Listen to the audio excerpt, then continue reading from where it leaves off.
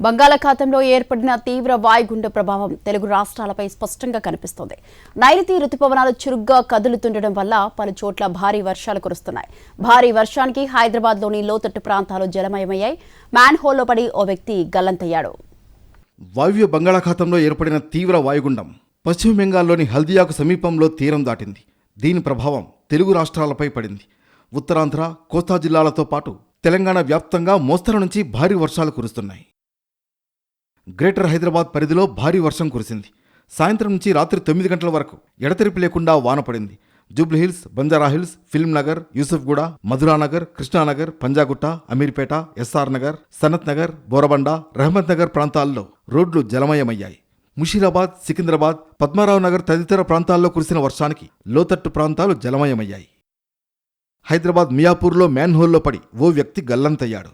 మియాపూర్ వైశాలినగర్ వద్ద ఉన్న under pass వద్ద ఈ ఘటన జరిగింది. గల్లంతైన వ్యక్తిని హఫీజ్పేట ప్రేమ్నగర్కు చెందిన 70 ఏళ్ల బాలయ్యగా గుర్తించారు.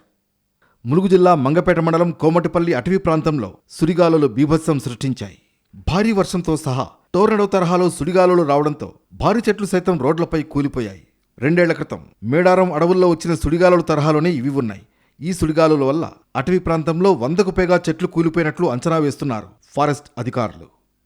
తెలుగు రాష్ట్రాల్లో ఇవాళ రేపు కూడా వర్షాలు కురవనున్నాయి. ఆగస్టు 3 వరకు తేలికపాటి వర్షాలు కురుస్తాయంటున్నారు వాతావరణ నిపుణులు.